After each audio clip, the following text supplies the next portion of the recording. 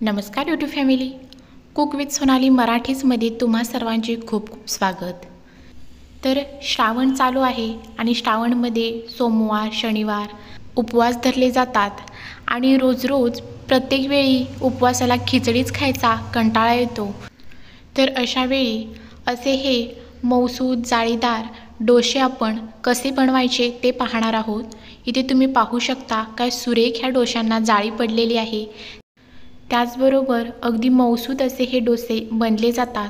हे उपवासाचे डोसे आहेत।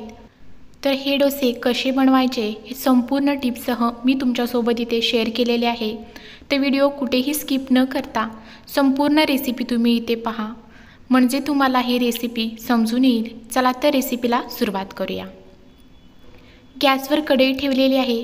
कढईमध्ये 1 वाटी मी इथे वरईचे तांदूळ घेतलेत। मंद गॅसवर आपल्याला हे वरईचे तांदूळ भाजून घ्यायचे आहेत। तर गॅस मंद आणि मीडियम ठेवत आपल्याला हे तांदूळ खरपूस भाजून घ्यायचे आहेत। तर इथे आता हे तांदूळ छान असे भाजले गेलेले आहेत। आता हे आपण गार करून घेऊया। गार झाल्यानंतर वरईचे तांदूळ एका मिक्सरच्या भांड्यामध्ये काढून घ्यायचे आहेत।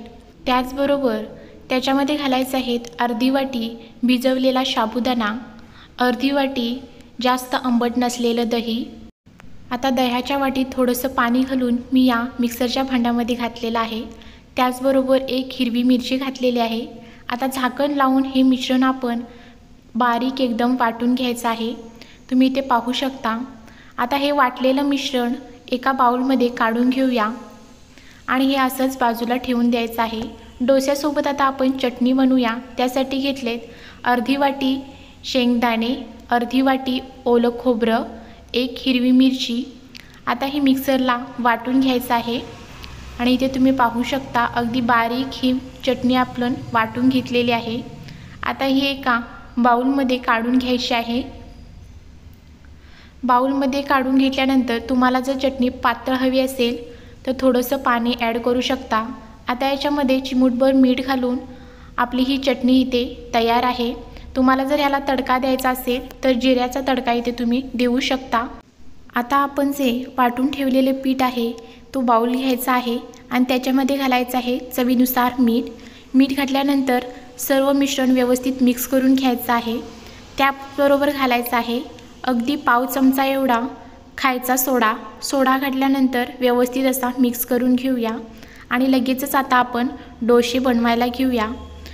पॅनला तेल लावून घ्यायचं आहे आणि 1 पळी मिश्रण पॅनवर घालून पळीच्या साहाय्याने थोडंसं पसरवून घ्यायचं आहे आणि अगदी मिनिटभरात तुम्ही इथे पाहू शकता काय सुरेख ह्याला जाळी पडलेली आहे।